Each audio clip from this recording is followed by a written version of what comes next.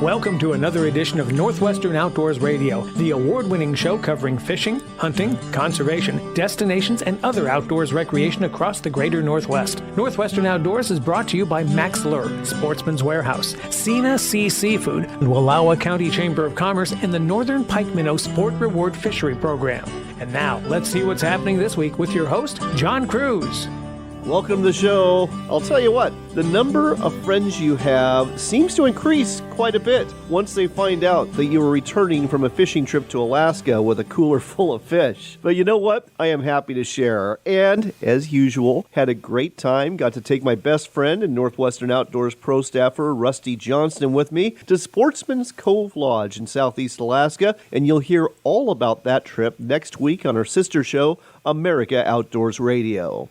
I got some inquiries into my phone situation with CenturyLink, and I can tell you that I've got a big shout out for LocalTel, which is my internet company. They actually did what CenturyLink's been unable to do for nearly a month, and that is at least get a dial tone on my phone and the ability to receive calls, though I still don't have the ability to make calls on my landline phone that I use for interviews. So it's been a challenge, but we are still able to put the show together, and we were able to put this one together for you. And I think you're going to like it, because we've got some great guests for you. In just a few minutes, we'll be talking to Ginger Merritt. Ginger and her partner Anna own Jack's Resort. That's located at the south end of Jameson Lake in eastern Washington. It's a great rainbow trout destination.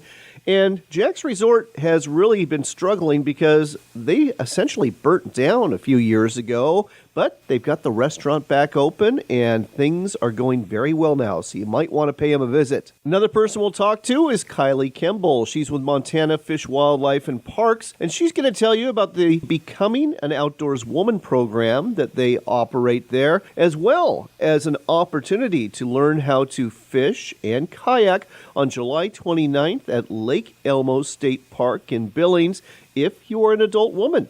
Registration is open. Looks like it'll be a fun time.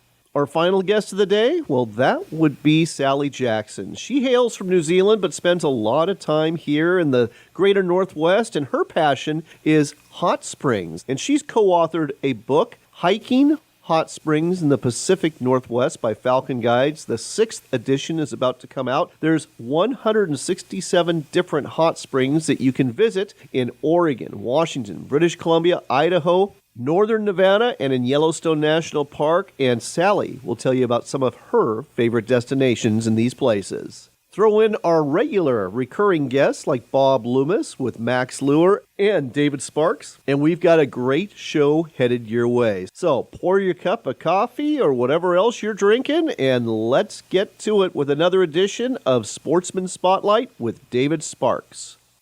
I don't know. What's the world coming to? Smart reels for fishermen? What? David Sparks, Sportsman Spotlight. Listen to this. Modern low-profile bait casting reels, which exhibit an array of features and capabilities that didn't exist even a decade ago. In another 10 years, it may be hard to recognize the newest class of casting reels, not from their looks, but from the intuitive user experience that they deliver. Offering a glimpse into the future, a reel maker offers a Bluetooth-equipped iReel, which represents a new category in intelligent freshwater fishing reels. Using Bluetooth to pair the iReel with your smartphone, and the initial setup begins with inputting the line type, test, and diameter. On the water, iReel employs highly accurate motion capture sensors in the spool assembly to provide anglers with precise casting metrics, including the number of casts made, average distance, farthest cast, retrieve speed, and more. By providing real-time access to this valuable information, anglers can enhance their understanding of the fishing environment, analyze their successes and failures, and make necessary adaptations based on the prevailing conditions.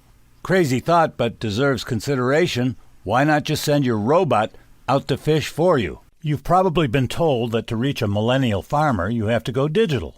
Facebook, Vimeo, YouTube, Instagram, Pinterest, LinkedIn, an online publication, or maybe a podcast. But which one? Oh, and how receptive is this age group to your sales pitch during non-work social time? Maybe The best place to reach a farmer with a farming solution message is when they are, well, quite frankly, farming. You know, it's easy for us to find them during the day, as most farmers are behind the wheel of a pickup truck or farm equipment with the radio on, listening to this station featuring the Ag Information Network News. If you'd like to deliver information about your terrific product or service, give us a call and we'll connect you directly with our community of loyal farmer listeners. Reach real farmers right here, right now, as they listen to what is important to their farm operation. They trust us, they'll trust you. Enjoy a meal of wild Alaskan seafood delivered right to your door. Cena Sea offers premium quality wild Alaskan fish and shellfish to include Copper River king and silver salmon, halibut, black cod, king crab, and of course, Copper River sockeye salmon. Order it blast frozen or smoked and experience a slice of Alaska for a special meal you won't forget. Buy your seafood now at cenasea.com. That's SENASEA, cenasea.com. A sharp blade makes short work of any project you have in the outdoors, in the kitchen, or in the shop. Hone your knives and tools with quality power and manual sharpeners from WorkSharp. Find out more at WorkSharpTools.com. I'm gonna take you fishing, honey. You're gonna love it.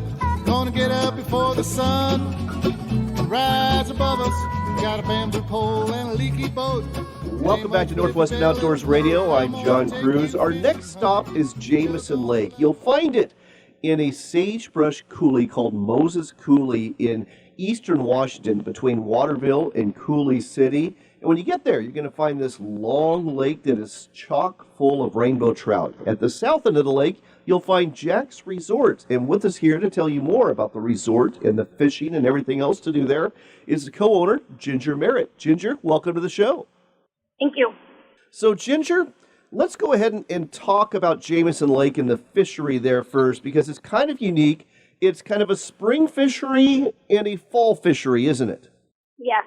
It's been known as a split season lake forever, and in 2019 they changed it to leave it open during the summer months, but it's still very popular in the spring and fall. And you've got some really nice sized rainbow trout in there, don't you? What's the average size and what's considered a big one? I've seen 9-pounders come out, actually. But, it's not uncommon to catch 16, 18 inches all day long. Well, that is plenty of fun there. That's for darn sure.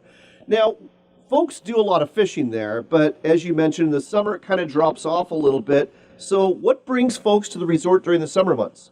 The lake, playing on the water, kayak, pontoon boats, paddle boards. It's a beautiful lake. It's great to swim in. It's a fun place to be. Are there any special regulations, like, for example, no engines, only electric motors or anything like that? Or can you take a ski boat out there if you want to? Yeah, there's no regulation. Okay, good to know, good to know. And you get some pretty unique wildlife watching out there. It's absolutely beautiful country, and I'm sure that the stargazing is great too. Yeah, definitely. So let's talk about how you got to be the owner of the resort, Ginger, along with your partner, Anna. Jack passed away in 1995, and I had gotten a hold of Trudy. I was living in Oregon, and I decided in the late 90s to move back to Washington State, and happened to get a hold of Trudy, and was shocked that she was actually still here. And it just kind of went from there to one day I was the owner, because they didn't have any children. Their nieces and nephews didn't want it, and I was like, wait. I've always known you guys as, Aunt Trudy and Uncle Jack, so it took about a year and a half, and then here we are. Wow. And fast forward to 2019, you had RV sites, you had cabins. Did you have a food truck or a restaurant at that time? A restaurant. And you had the general store, boat launch, obviously, lots of room to spread out. And then you got hit by COVID, which was a short-term curse, kind of a long-term blessing, because you got a lot of folks in. But then right after that, you got hit with a fire, and it destroyed a lot of your resort, didn't it? Yeah, probably about 99% of the resort was lost. Oh, my gosh. And so tell me about that day when the fire hit. I heard you had like zero notice, and you were there at the resort with Anna when it happened. We were, yeah. Yeah, there was no sign the fire was coming near us. There was no smoke. We actually had people in the park taking a nap. I mean, it was windy, but there was no sign the fire was coming until it was here, and we were here. Wow. So you lost the restaurant. You lost a lot of the outbuildings. Have you been able to rebuild everything? we have not rebuilt everything that we lost personally yet because we were focused on getting the resort back up and running. So that's where we spent the last, almost 3 years focusing on. So you do have the restaurant open again, and I know you've got a great Taco Tuesday, and I understand from time to time you even serve up prime rib. Yeah, that has been happening quite frequently. Pretty much every Saturday we've been serving prime rib. I think one Saturday since the middle of April we did not do prime rib, but yeah, it's pretty popular. So here's a question for you. I know you get a lot of your clientele from the Seattle area who enjoy the whole desert climate and the sunshine. But when it comes to the restaurant, though, I mean, there's not a lot around there. I'm guessing you get some locals. Where are they coming from? They're coming from Ephrata, Waterville, Coulee City, Mansfield, Wenatchee, Moses Lake, Elmira. They're coming from all over. The support has been just amazing. Well, and that's something else I want to talk about. You and I were talking a few days ago about the fact that when the resort burnt down, you're sitting there devastated, thinking, how are we going to get through this? And people just started showing up and literally handing you money and saying this is to rebuild. What an amazing story. Yeah, it was quite shocking, actually. That, like I said, the support was just overwhelming. Your shoes on the other foot, and you have to eat humble pie, unfortunately. And it was in big, large spoonfuls. And people were just coming out of the woodworks and, sending money. They did a GoFundMe for us, which we were very dead set against, which we're so thankful now because we without the support, we would have lost this place. We wouldn't have made it back. Like you said, we burned down during a global pandemic, and the support when people were struggling in their own lives, they came forward and helped us get our lives back. You know what I mean? Right. It's still overwhelming to even think about, but.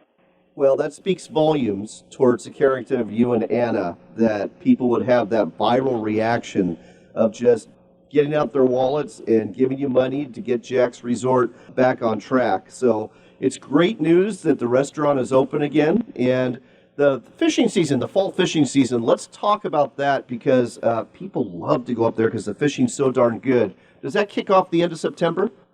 Yeah, so now that they leave the lake open during the summer months, the fall fishing starts a lot earlier now. People that couldn't get in, like, for, say, the opening in October are coming in the middle of September instead because now they can get in. So it actually has worked out very well because now, like I said, it makes the fall season longer than it was.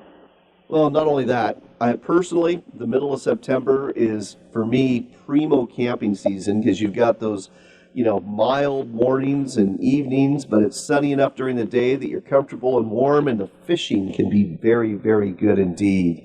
What is the preferred method for people catching trout in the fall out there? Are they just plunking power bait offshore, trolling like a Max wedding ring spinner out of a boat?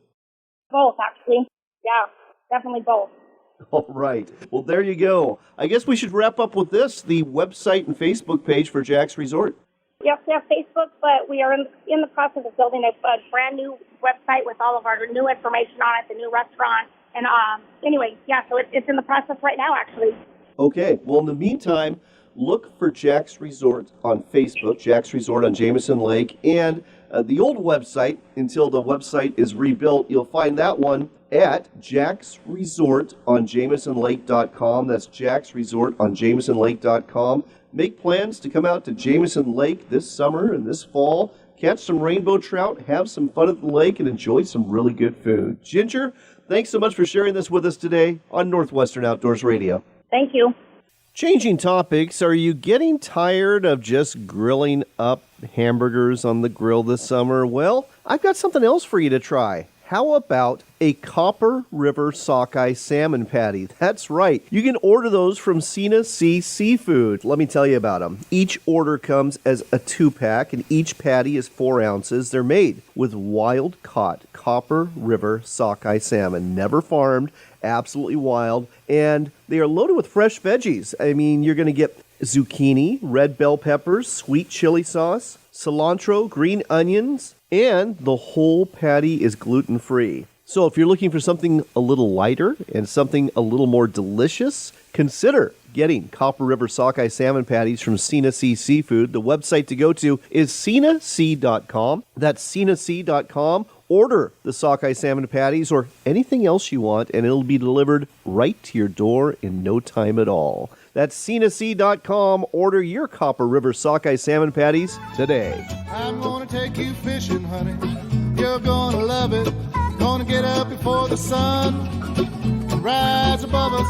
Got a bamboo pole and a leaky boat. It ain't much, but if you bail, it'll float. I'm gonna take you fishing, honey. You're gonna love it. Anglers are getting a raise this year with the Northern Pike Minnow Sport Reward Fishery Program, and the fish are biting. Here's how it works. First, register at a pike minnow station along the Columbia or Snake River. Next, go fishing for pike minnow and bring back all of them that measure 9 inches or longer. The fish are worth $6, $8, or $10, and the more fish you catch, the more each one is worth. Keep an eye out for tagged fish too, because those are worth $500. Go fishing, make money, and have fun. Find out more at pikeminnow.org. Located in the northeast corner of Oregon, Wallowa County offers a unique destination rich in natural beauty and outdoors recreation. Enjoy the clear waters of Wallowa Lake. Take a tram to the top of Mount Howard for million-dollar views. Hike or ride into the Eagle Cap Wilderness and fish or raft the Wallowa and Grand Ronde rivers. It's all waiting for you in beautiful Wallowa County. Plan your visit today at WallowaCountyChamber.com. That's WallowaCountyChamber.com.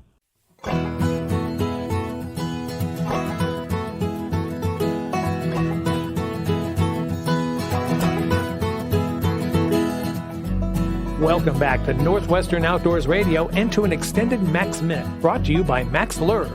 Yes, it is that time of the show again for another extended Max Minute. And with us again is Bob Loomis with Max Lure. Bob, welcome back. Thank you, John. Last week we talked about catching salmon in the saltwater. This week we're going to talk about freshwater fishing, specifically on the upper Columbia River where a strong summer run is present. How should we rig up to catch those summer run kings? Well, John, the first thing I'm going to pull out is the Scent Flash UV paddle flasher. It's a large 11-inch rotational paddle flasher that you can fill up with scent. You can put tuna in it. You can put virtually anything. I mean, you could put herring fillets in it. But it basically allows you to put out a scent trail. So you're legally chumming.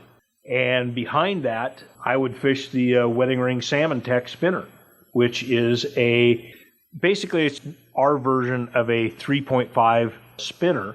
And it's got high UV smile blade, high UV beads, a wedding ring band, and that new BMC Salmon Tech hook that we helped design for BMC. That hook is pretty spectacular looking. What separates that from a standard hook? Well, it's got a deep bend in it, and what it does is it allows those, when you hook a fish, because most of the time we're having to fish, most of the time, just depending on what day of the week it is and what flavor of the month it is, the state in their infinite wisdom decides that we're going to go barbless. When you pinch a barb on a regular hook, it's pretty easy for a fish to jump off when they're moving around the way that they do. With this hook, it's got a deeper bend in it, and that deeper bend allows that to get further into the jaw a little bit further and keep fish on a little bit longer. There you go. Another example of anglers outsmarting fish. Get your Max Scent Flash UV paddle flasher and your Wedding Ring Salmon Tech spinner at a sporting goods store near you or online anytime at maxlure.com. Hot summer nights mean hot morning fishing for sockeye here in the Northwest, and Max Lure Company has got what you need to catch a limit with the Double D Dodger and 2 great sockeye rigs. The Double D Dodger has a unique fast, slow action and can be fished away from the boat without a side planer. The Cha-Cha Sockeye Rig and Double Whammy Sockeye Pro both feature a patented smile blade and 2 stout red hooks that won't let go of that salmon when it bites. Max Lure Company, getting you into the sockeye this summer. Sportsman's Warehouse is America's premier outfitter with the gear you need for fishing, hunting, camping, paddling, cooking, and just about anything else you can do in the woods or in the water. With over 125 stores across America, there is bound to be a Sportsman's Warehouse near you, with not only the gear you need, but also the experts to help you get the most out of the product you purchase. Head down to your local Sportsman's Warehouse today or shop online anytime at sportsmans.com. That's sportsmans.com. Public lands and waters are integral to our outdoor heritage. Become a member of Backcountry Hunters and Anglers and stand up for our public lands and waters. Visit backcountryhunters.org today.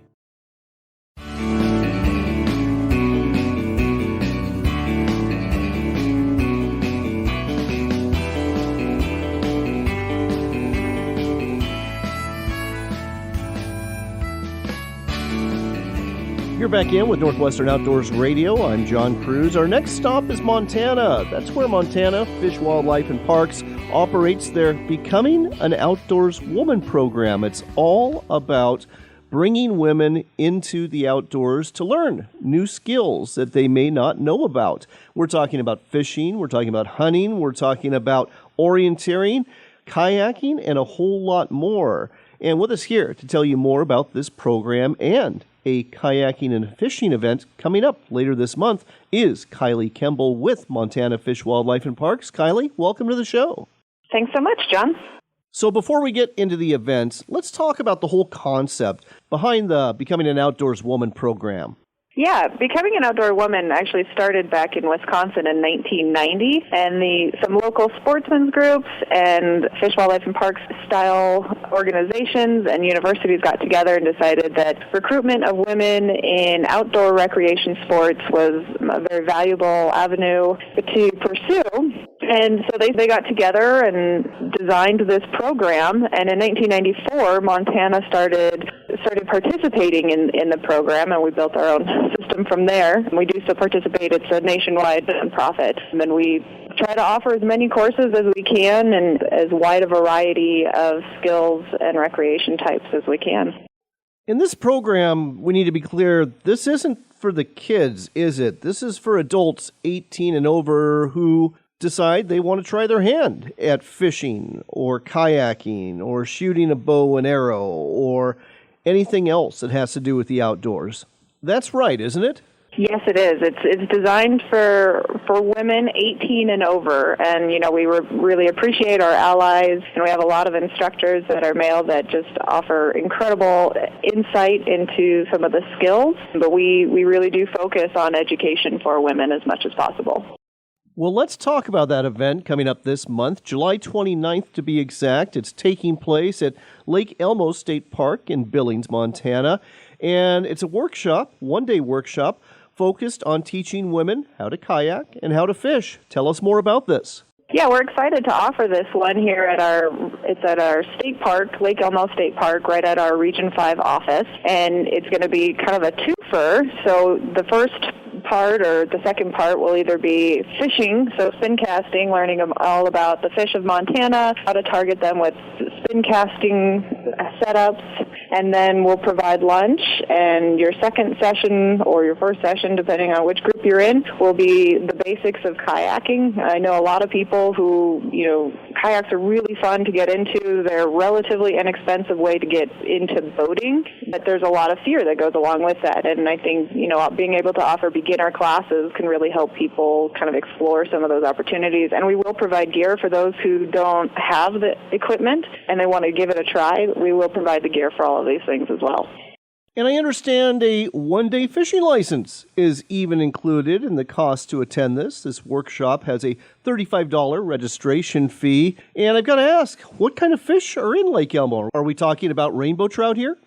That's a great question. It's a stocked pond, so off the top of my head, I'm not 100% sure what our fish are in there, but I do think we have some trout, maybe some bass. There's a few species that we'll be able to target for sure. Well, this certainly sounds like a really fun and educational day. What are the hours for the workshop? The classes will run from 10 a.m. to 3 p.m. Again, that's lunch included. I would encourage any participants registered to show up a little bit early so we can get everybody set up and ready to go.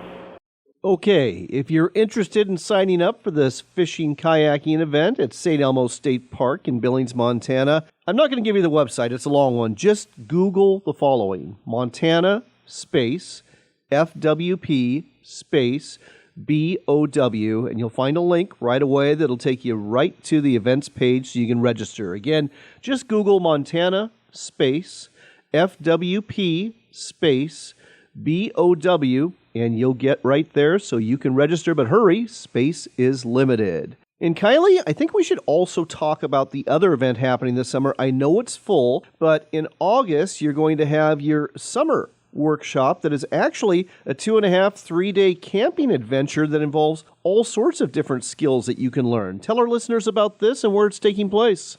Yes, our summer bow event is probably our most popular event. We have a capacity of about 60 people for that event, and we'll be at Lubricht Experimental Forest. But we offer 4 different classes over 3 days, 2.5 days for that session, meals included, camping. Some people get to stay in the lodge, so it is a really fun event.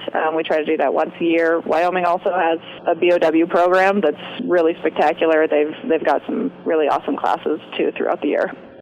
Okay, so for our Wyoming listeners tuning in from Sundance and Sheridan, that's definitely something to check out. But getting back to Montana's Becoming an Outdoors Woman summer camp, Lubricht Forest, I'm not familiar with this place. Give or take, where is it located? And tell me about the place. I understand there's even conference facilities there. Yeah, Lubricht Experimental Forest is out of Greeno, Montana. It's about 30 miles east of Missoula, Montana. It's an experimental forest or a study forest owned by the University of Montana, and they do have lodges and cabins, full facilities that they open up, and we're able to rent through them. And it's just this beautiful little forest tucked out into Montana. Nearby, so we've got some shooting and fishing and kayaking opportunity there as well. Well, one of the really nice things about these summer workshops is that the participants actually get to choose what sort of seminars and skills they want to learn, kind of like ordering off a menu, isn't it? They do. We ask them for their top 3 choices, and the number of classes per session ranges from 5 to 7, depending on our instructor availability for the year. And you've got really diverse choices available, everything from how to fire a rifle to hunting to fly fishing to orienteering and bird watching and even more than that. Yeah, we try to vary it up a little bit. Our summer program is definitely designed for beginners in all of these classes, but we do kayaking every year. Fly fishing is a very popular class. Orienteering, so maps and compasses, birding, backpacking, survival. We have a whole host of things that we like to offer. All right. Well, again, you're too late for this year, but think about this for next year. And registration usually opens in early June, so be watching the website for that and register right away because, again, it's limited to 60 participants, and it does fill up very quick. It's quite an opportunity. Kylie, let's go ahead and talk about whether or not you have anything coming up for this fall with Becoming an Outdoors Woman. Yeah, we'll look at being able to host a waterfowl hunting class out of the Hamilton area coming up this fall, and then we'll be looking to partner with the Lewis and Clark Library on a short session here in Helena as well, come October. And what exactly would that look like? Right now it's looking like it's going to be the maps and compass style orienteering stuff. Well, I love the duck hunting seminar, but I also love the whole orienteering seminar. I mean, orienteering is a great survival skill to have because your GPS doesn't work everywhere, whether you think it might or not, especially when you run out of juice. So knowing how to use a map and a compass is a very valuable skill. It's something I learned when I was in the U.S. Army. And I'll tell you what, orienteering is actually a very enjoyable activity. Absolutely. Meanwhile, if you are a woman out there who is over 18 and wants to learn some new skills to help you enjoy the outdoors, whether it be fishing, hunting, survival, orienteering, kayaking, or more, just go to the Becoming an Outdoors Woman program websites through Montana Fish, Wildlife, and Parks or through Wyoming Game and Fish. Both states offer them. And again, you've got that opening July 29th at Lake Elmo State Park for the Learn How to Kayak and Learn How to Fish, only $35. And if you want to register, again, just Google Montana space FWP space BOW.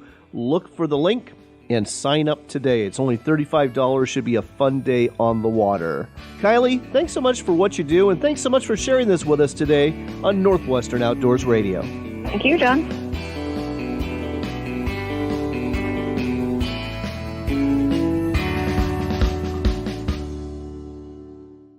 Enjoy a meal of wild Alaskan seafood delivered right to your door. Sina Sea offers premium quality wild Alaskan fish and shellfish to include Copper River king and silver salmon, halibut, black cod, king crab, and of course, Copper River sockeye salmon. Order it blast frozen or smoked and experience a slice of Alaska for a special meal you won't forget. Buy your seafood now at sinasea.com. That's SENASEA, sinasea.com.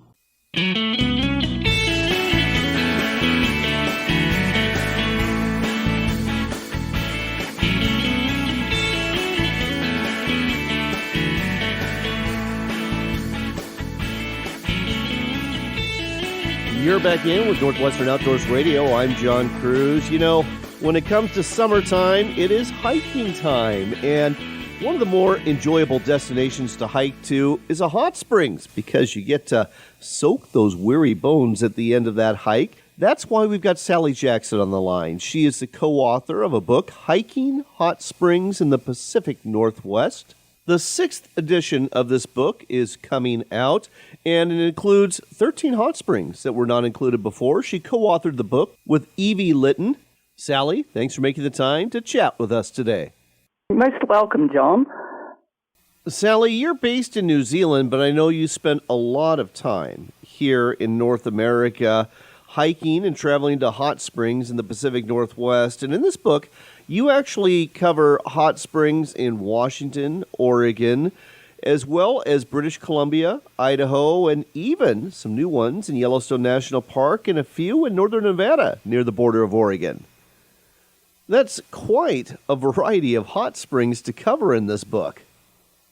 Yes, sort of spoils for choice, and some great options for making some great backpacking trips, road trips. Yeah, but there's a lot to pick and choose from out there in the Pacific Northwest if you want to get into some hot water. And I guess we should point out that while the book is titled Hiking Hot Springs in the Pacific Northwest, there's actually several destinations you can just drive right up to that are mentioned here, aren't there? Yeah, for sure. Particularly in Oregon and in Idaho as well. Let's go ahead and talk about some of the more unique hot springs covered in this book. I really like the fact that you cover hot springs in eastern Oregon. It's some beautiful, remote country out there, and I've really enjoyed it in the past. And I remember getting the opportunity to check out the hot springs at the Heart Mountain National Antelope Refuge. Really thought that was cool. But you cover a whole lot more than that in eastern Oregon, don't you? I have a real soft spot for the deserts, and including down in southeast Oregon. Gentora Hot Springs is a wonderful little spring located on an island, and you have to time it right to ford across. Sometimes it's a trivial ford, other times you're not going to make it across. So getting that intel about when to go and who to contact, getting over there. Echo Rock is on the Owyhee Reservoir. Is a super spring. It's an 8-mile round-trip hike. Some exceptional geology through there, both on the drive down to the trailhead and then the hike itself. And some volunteers have made a wonderful cement-lined pool, and it's very aptly named Echo Rock, sheltering from the pool. And a lot of these hot springs, they're actually on public lands, and it's really volunteers that do a lot of work to maintain them. Yep, for sure. And, I'm eternally grateful to those dedicated and talented folk, for sure. Heading to the Cascade Mountains of Oregon, are there any hot springs that stand out for you there? There's the 3 hot springs in the Cascades, Bagby, Cougar, and Umpqua.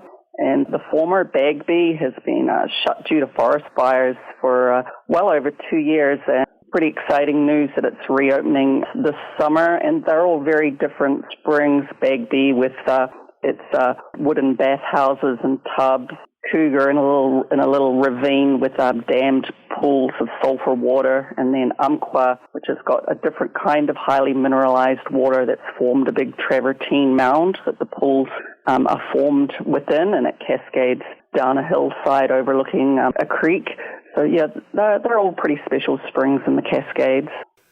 You mentioned rainforests. That makes me think of the rainforests in Olympic National Park in Washington State, where I've been to Solduck Hot Springs. And this isn't one you hike to. It's actually a whole complex that includes cabins and pools, and it's quite luxurious, actually, in a national park sense. But are there actually some hot springs in Washington State that you have to hike to that you can enjoy? Sure. The one that really stands out is the Olympic Hot Springs.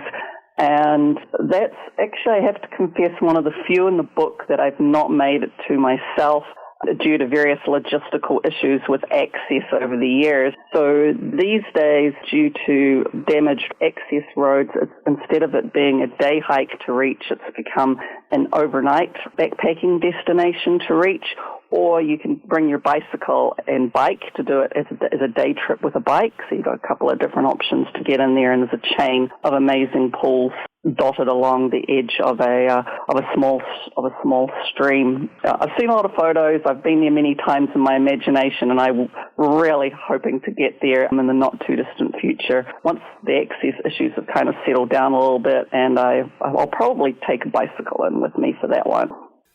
Well, access is everything. You're absolutely right about that. Let's turn our attention from Oregon and Washington to Idaho, the gem state. The bulk of the book seems to be covering hot springs in Idaho. Is that because there's simply more hot springs in Idaho than the other states and in British Columbia? Because you seem to have close to 100 different hot springs covered in the gem state. Indeed it is. There's over 100 hot springs that I've written about scattered throughout the gem state. And if there is one destination that stands out, and I know this isn't fair when you're being asked to pick among 100 destinations, but if there was just one that you would recommend that's a fairly short hike, not too hard to get to, that you would recommend above all others in Idaho, what would it be?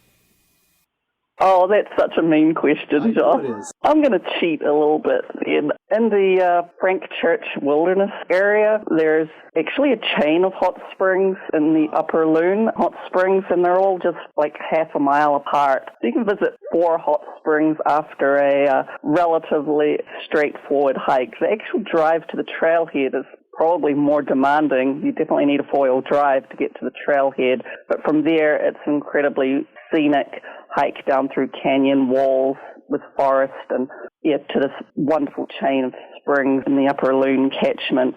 And there are seasonal pools. They wash out and get rebuilt, and later in the summer and the fall is the best time to go visit them. And you're likely to have them to yourself, and there's great camping in the vicinity. So that's my cheat answer. Well, that was a great answer. I've got to admit that. And we don't have a lot of time left, but I want to talk about something new for the 6th edition, and that's the addition of some hot springs you can visit in Yellowstone National Park. And I've been to Yellowstone several times, and when it comes to the hot springs there, I've always thought to myself, well, you don't go near them because you'll literally melt or you'll damage habitat. And the National Park Service has lots of signage saying just that. But you actually found a couple that you can enjoy. Tell our listeners about these. Yeah, there's some really strict regulations in Yellowstone that you cannot bathe in any source spring, and that's obviously for safety reasons as well as for environmental reasons. But once the spring has left its source and mixed with cold water, it's deemed safe to bathe. And so there's a handful of places around where you're not breaking the rules because you're not bathing in the source itself.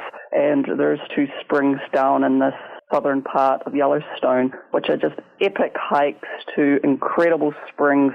The Nunda Falls is at the base of a huge waterfall. A lot of hot water is to be expected in Yellowstone on the edge of a stream at the base of a truly spectacular waterfall. Not an overly challenging hike in, so long as the streams aren't running too high. And then from there you can extend the whole trip and continue hiking east to the next spring, Ferris Fork Hot Springs, which is a giant bubbling pool on the edge of a small stream. But yeah, there's some logistics. It's Yellowstone. You've got to get a permit to camp in there, and these are backpacking trips. And so there's a lot of detail in my book about how to try and successfully go about doing the right thing and obtaining the correct permit and get in there and visit those 2, really unique soaking hot springs in Yellowstone. Well, we're going to have to leave it at that, but I hope you are as inspired as I am now to go hike to some hot springs here in the Pacific Northwest. And the book to get to find out about all the hot springs to hike to or drive to is Hiking Hot Springs in the Pacific Northwest by Sally Williams and Evie Litton. The 6th edition will be available in October. If you can't wait, you can always get the 5th edition now, but you'll want to get the 6th edition in October because it has 13 new destinations to include details about these hot springs hikes in Yellowstone National Park. So come October, just go to the Falcon Guides website, that's who publishes this book, or just go to Amazon or to Barnes & Noble or anywhere else where you get books and look for the Falcon Guides publication, Hiking Hot Springs in the Pacific Northwest, and plan on doing some hikes this fall. Or if you can't wait, do some this summer. There's a lot to explore, 167 different hot springs to visit here in the greater Northwest. Sally, thanks so much for sharing all of this with us today on Northwestern Outdoors Radio. Thanks so very much, John.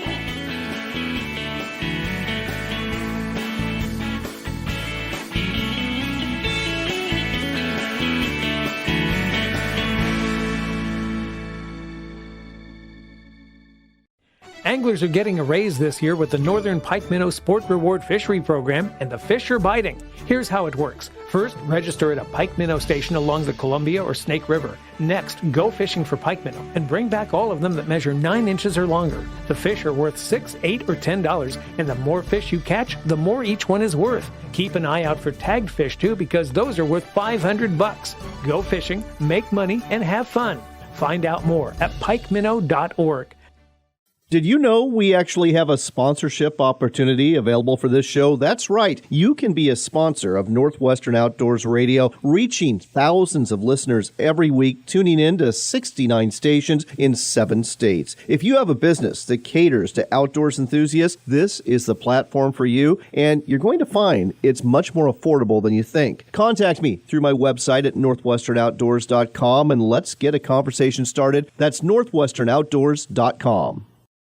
Sportsman's Warehouse is America's premier outfitter and has what you need as a hunter, angler, hiker, paddler, camper, and outdoors enthusiast. They also carry an extensive assortment of firearms and ammunition you simply can't find anymore at many big box stores. On top of that, their knowledgeable staff is here to help you purchase the right gear so you can get the most out of your outdoor experience. Visit your local Sportsman's Warehouse store today or shop online anytime at sportsmans.com.